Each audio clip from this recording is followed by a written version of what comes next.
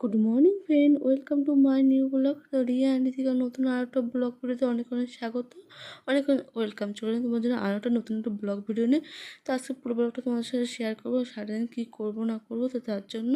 আর এখন অনেক রাত বাজে, এখন প্রায় 2টো বাজে। ওকে কোনোরকম ঘুম পাড়ালাম, তারপরে দেখো আবার উঠে পড়েছে। তো দেখো 2টোর সময় ওকে ঘুম পাড়িয়েছি, ও আবার একটু পরে উঠে পড়েছে।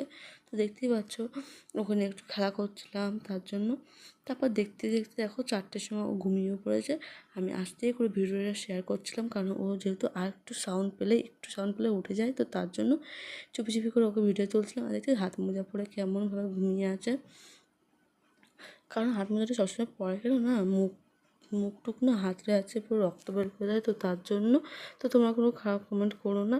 আর তারপর ওকে কোনো ঘুম পাড়িয়ে দিচ্ছি। এবার চলো দাঁত ব্রাশটা করে নিই, তারপর তোমার সাথে ভিডিওটা শেয়ার করি। আর ওকে দোলনায় শুয়ে দিয়েছি, দেখতে পাচ্ছ ওখন দোলনায় ঘুমাচ্ছে, কারণ যেহেতু আমি এখন বিছনাটা তুলবো, তো তার জন্য ওকে দোলনায় শুয়ে দিয়েছি। আর দোলনাটা দোলতে দেখি একটু কিছুক্ষণ ঘুমাবে, তো তার জন্য আমি তো সব কাজ বাজগুলো কমপ্লিট করে নেবো। আর এই দেখো বিছনা তোলা কমপ্লিট। তারপর দেখো আমি সব বালিশ ব্ল্যাঙ্কেট সব ছিটিয়ে রেখে দিয়েছে দেখতে পেলে। আর তারপর তখন আর ব্রাশ করা কমপ্লিট হয়নি, তার জন্য এখন ব্রাশটা করে নিচ্ছি। কারণ আমার মেয়ে এই ঘুমায়, এই উঠে পড়ে, ও কখন কী করে ও নিজেও জানে না, তো তার জন্য। ছোটো মানুষ তো, সবসময় হাতে গুনে জিনিস করা যায় না, যখন পারি তখন ঝটঝলদি করে কাজটা কমপ্লিট করে নিই। আর তার মাঝে কমপ্লিট হয়ে গেছে, আর এখন মুখটা মুছে নিচ্ছি দেখতে পাচ্ছ। তারপর চলেছিলাম রান্নাঘরে, চাটা করা কমপ্লিট হয়ে চা মুড়ি খাওয়া শুরু করে দিই, দেখতে পাচ্ছ এখানে চা মুড়ি ফাইনালি খাওয়া কমপ্লিট হয়ে গেল দেখতেই পেলে। তারপরে এখানে মা বললো এত মুড়ি খাবো না, তুমি খেয়ে নাও। তো মা একটুখানি চা দিল, চা দিয়ে মুড়ি দিয়ে একটু খেয়ে নিলাম, কারণ মুড়িটা ফেলতে ইচ্ছা করছিল না, যেহেতু অনেকটা বেলা হয়ে গেছে। তা ভাবলাম মুড়িটুকু খেয়ে পেটটা ভরিয়ে ফেলি, দিয়ে সকাল আর খাবো না, একবার দুপুরে খাওয়া দাওয়া করে নেবো। তারপর দেখো জলদি করে রেডি হয়ে গেছে, কারণ আমরা যাবো একটা জায়গায়। কোথায় যাব, কেন যাব, কী কারণে যাবো জানতে হলে পুরো ব্লগটা দেখতে থাকো, আর সঙ্গে থেকো, স্কিপ করো না, ওকে সাপোর্ট করো, পাশে থেকো বন্ধুরা, প্লিজ প্লিজ পাশে থেকে ওকে সাপোর্ট করো। চলো এখন বেরিয়ে পড়ি। তারপর তখন আমি বেরিয়ে পড়ছিলাম পুজো বুড়িকে নিয়ে রাস্তায়। তো মাঝ পথে না ও না একটা গন্ডগোল করে ফেলেছিল, মানে জামাটা দুধ তুলে এত ভিজিয়ে ফেলেছিল ভিতরের জামাটা, যার জন্য আমাকে আবার বাড়িতে আসতে হলো রিটার্ন ঘুরে। তো রিটার্ন ঘুরে আসার পরে দেখতেই পেলে যে ওকে নিয়ে বাড়ি চলে আসছি।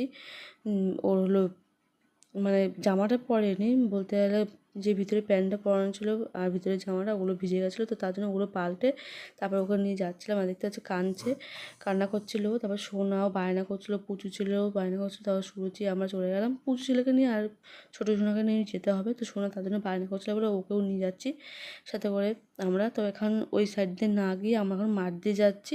আর দেখো মাঠের মাঝখানে আমি আলু জমির চারদিক দিয়ে দেখো আমরা যাচ্ছি, এক পাশে আছে সর্ষে জমি, একপাশে আলু জমি।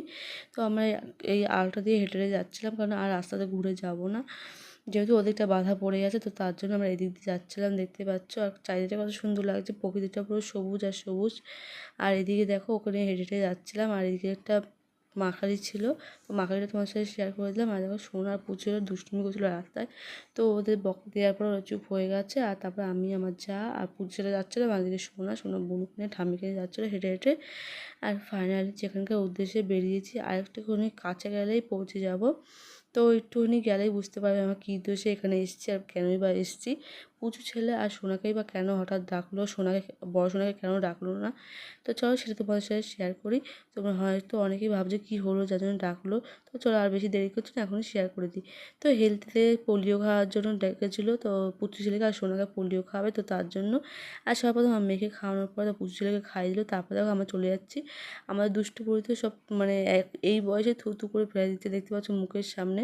চলো জুম করে তোমার সাথে শেয়ার করে দেখো, মুখ দিয়ে ফেনা ফেনা বের করে সব ওষুধটা ফেলে দিয়েছে, আর পুচু ছেলে খেয়ে নিয়েছে। তো ঘুম পেয়েছে, ওরা ঘুমিয়ে পড়ছিলো। তো আমাদের পুচু ছেলে বলছিলো সোনাখানে হেঁটে যাচ্ছিলো, যেতে যেতে বলছে আমাকে খাবার কিনে দাও। তো চলো ওদের সর্বপ্রথম দুজনকে খাবার কিনে দিই, তারপরে বাড়ি যাবো। আর দুজনে দেখো বাড়িতে কত মারমিট করে, আর এখানে দেখো দুজনে হাত ধরে কত সুন্দরভাবে যাচ্ছিলো। আর দেখো দুজনকে খাবার কিনে দিয়েছি, দেখো দুজনে কি উল্টো পাল্টা খাবার কিনেছে, আর ওরা এগুলো না কিনে বাড়িও আসবে না, তো তার জন্য বাধ্যমূলক কিনে দিতে হলো। তোমরা কিছু ভেবো না, কিছু বলো না প্লিজ প্লিজ। তো তারপর দেখো ফাইনালি আমরা একটা দোকানে এসেছি কিছু জিনিস কেনার জন্য, তো সেগুলো তাড়াহুড়ো করে কেনাকাটা করে চলে এসেছি বাড়ি। যেহেতু পুচকি বুড়ি কাঁদছিলো, ওকে কিছু খাইয়ে দিলাম, একটু খাইয়ে দিয়ে ওকে দোলনায় শুয়ে তারপরে দেখো আমি ফ্রেশ ট্রেশ হতে না হতে ও আবার উঠে পড়েছে। তো আমার সাথে কী গল্প করছে সেটা তোমার সাথে আমার শেয়ার বাবা করেছি, কই চলো কই দেখতে থাকো কই আর কই সঙ্গে থাকো। কই। তুমি কি খেয়েছো কে? তুমি তেল খেয়েছো? পোলিও খেয়েছো বাবা? তোমার হাতে পেন্টিং করে দিয়েছে। Painting painting. কই বাবা কই? ধরতো, পাকা বুড়িটাকে ধরতো। ফাইনালি ওকে গল্প করিয়ে ঘুম পাড়ানোর পর এখানে সর্ষে বাটা দিয়ে ভাত খাওয়া শুরু করেছি, গরম গরম ভাত, ঠান্ডা লাগলে কমে যাবে। আর মাশরুম ভাজা আলু দিয়ে, আলু উচ্ছে ভাজা দেখতেই পাচ্ছ। আর এদিকে রয়েছে ডাল, দেখতে পাচ্ছ মুসুরির ডাল। তো চলো চটজলদি করে খেয়ে নিই। আর এখানে রয়েছে মাছের ঝাল। চলো চটজলদি করে খেয়ে, আর একটা জ্যান্ত মাছ আমাদের নিজের পুকুরে ধরা। আর খাওয়া দাওয়া কমপ্লিট করার পর তোমার সাথে এখন শেয়ার করবো যে আমি কী কেনাকাটা করেছিলাম।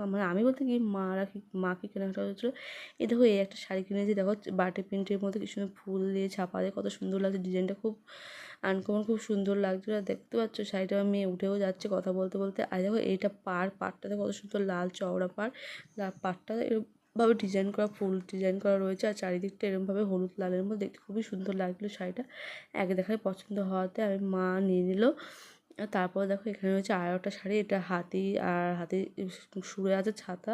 তো এটা পিঙ্ক কালার, এটাও খুব সুন্দর লাগছিলো দেখতে, খুব আনকমন। এটা অনেকদিন নতুন দেখলাম, তো তাই জন্য এটাও নিয়ে আসলাম। এটা দেখো পাড়টাও খুব সুন্দর লাগছিলো, কিন্তু এই শাড়ি থেকে ওই শাড়িটা বেশি সুন্দর লাগছিলো। তো মা আরও একটা শাড়ি কিনেছিলো, দেখো এটা বাটি প্রিন্টের মধ্যে, এটা সফট একদম নরম। এই বাটি প্রিন্টটা সবচেয়ে মানে ভালো লেগেছে সবারই। প্রথমে এটা আমি এক চান্সে নিয়ে নিয়েছিলাম, খুবই পছন্দ হয়েছিল, তো তার জন্য। আর এই দেখো পাড়টা, এই যে এই দিকটা খুব ভালো লাগছে দেখতে ডিজাইনটা, তো তার এটা নিলাম। আর তার সাথে নিয়ে নিয়েছিলাম মা একটা বিজনেস সেট। তো চলো সেটা তোমাদের সাথে শেয়ার করি কী সেট নেওয়া হয়েছে। তো পুচকুপুরি দেখতে দেখতে উঠেই গেছে কথা বলতে বলতে, তো দেখতেই পেলে। দেখো এই কালারের বিজনেস নিয়েছিলাম। বিজনেস যেমন কালারটা সুন্দর সেরকমই সফট, মানে এত সুন্দর ভালো লাগলো, পুরো পিওর সুতির। তো তারপর দেখো ওকে আবার ঘুম পাড়িয়ে ওকে শুয়ে মানে মশারি দিয়ে দিয়েছি। আর এদিকে আমি বাকি যে টুকটাক কাজগুলো সেগুলো কমপ্লিট করে নিয়েছিলাম। সবার প্রথমে দিয়ে দিলাম ঘর ঝাড় দেওয়ার পর জলটা ভরে নেওয়ার পরে দেখো এদিকে আমি জামা কাপড়গুলো ভাঁজ করে ফেলেছিলাম। মা যেহেতু নিয়ে এসেছিলো, অনেকক্ষণ ধরে নিয়ে এসছে, ভাঁজ করবো আর করা হচ্ছিলো না। তো ভাবলাম ও যখন ঘুমিয়েছে কী করবো এই টাইমটা আর বসে থেকে। তো তার জন্য চটজলদি করে আমি ভাঁজ করতে শুরু করি জামা কাপড়। তো এখানে আমার জামা কাপড় আছে, আমার মেয়ের আছে, ছোটো মেয়ের আছে, পুচুবুড়োর আছে, আমার জায়ের আছে, ননদের, মানে বাড়ির সকলেরই জামা প্যান্ট আছে। তো এক এক দিন আমরা এক একজন ভাঁজ করি, যে যখন টাইম পাই। তোমরা হয়তো ভাববে যে দিদিভাই সবসময় কেন ভাঁজ করে, তো আমি সবসময় করি না, যেহেতু যে যখন টাইম পায় সে তখনই ভাঁজ করে। তো আজকে যেহেতু আমি টাইম পেয়েছিলাম আর সূর্য গেছিলো প্রচুর ছেলেকে পড়তে দিতে, তো তার জন্য ভাবলাম আমি বসে থেকেই বা কী করবো।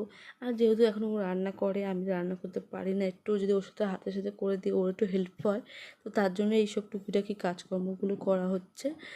তো অনেকটাই ফাইনালি আমার জামাকাপড় ভাঁজ করা হয়ে গেছে। আর আমার মেয়ে না এখন না আগে থেকে অনেকটা ঘুমটা হালকা হয়ে গেছে, একটু শব্দ হলেও ঘুম থেকে উঠে পড়ে, জানো তো। তার জন্য সবসময় কাজ করা সম্ভব হয় না। যখনই ও ঘুমায় তখন চটজলদি করে আমি কাজগুলো সেরে নিই, কারণ যেহেতু ও উঠে গেলে আমাকে একদমই কাজ করতে দেবে না। আর ও না সবসময় আমার কাছে থেকে থেকে না এরকম একটা অভ্যেস হয়ে গেছে, ও এখন কারো কোলে গেলে কান্না করে, খুব থাকতেই চায় না। তো তার জন্য আর ও ঠাম্মি আর সুচি মতো টাইম পাই না ওকে নিতে, সারাদিন আমার কাছে থাকে।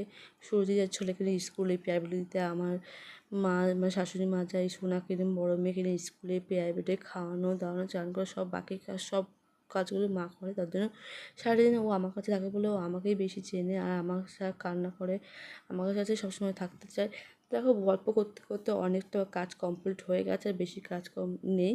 তো ওদিকে সূর্যিকা ছিল রান্না, আর মা ছিল বাইরে বসে।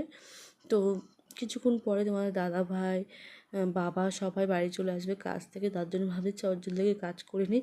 আর না ওরা দুই ভাই বোন একটু পরে যখন চলে আসবে প্রাইভেট থেকে, তখন এত চেঁচামেচি করে, যে এত দুষ্টুমি করে, যে আমাদের ছোটো সোনাটা ঘুমাতেই পারে না। তো তার জন্য ভাবছি ও যখন ঘুমাচ্ছে হাতের কাজগুলো কমপ্লিট করে নিই, তারপরে উঠে গেলে ওকে নিয়ে বসে থাকবো। তো সেটাই ভাবছিলাম।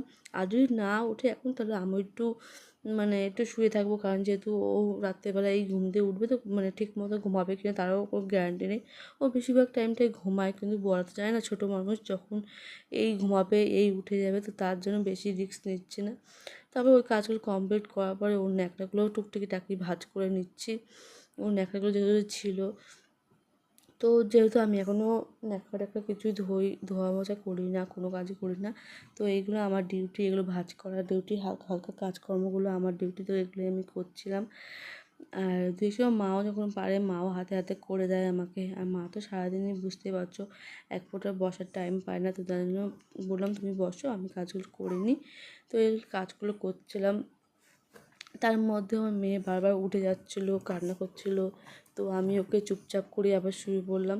তারপরে দেখো আমি শুয়েছিলাম, আর রাতে তারপরে খাওয়া দাওয়া করে না, আর তোমাদের খাওয়া দাওয়ার ভিডিওটা শেয়ার করতে পারিনি, কারণ যেহেতু শেয়ার করতে গেলে অনেক দেরি হয়ে যেত আর আমার মেয়ে উঠে যেত, তার জন্য আর শেয়ার করলাম না।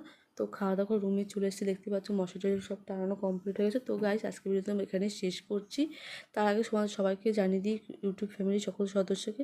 তো আজকে আমার ভিডিওটা কেমন লাগলো অবশ্যই কমেন্ট বক্সে জানাতে ভুলো না, কিন্তু ভালো লাগলে লাইক কমেন্ট শেয়ার সাবস্ক্রাইব করে দিও, পাশে বেল আইকনটা ক্লিক করে দিও, ভিডিওটা সবার কাছে শেয়ার করে দিও। তো আজকে ভিডিও আমি এখানে শেষ করছি, দেখা হবে আরও নেক্সট ব্লগে। ভালো থেকো, সুস্থ থেকো, বাই, টাটা।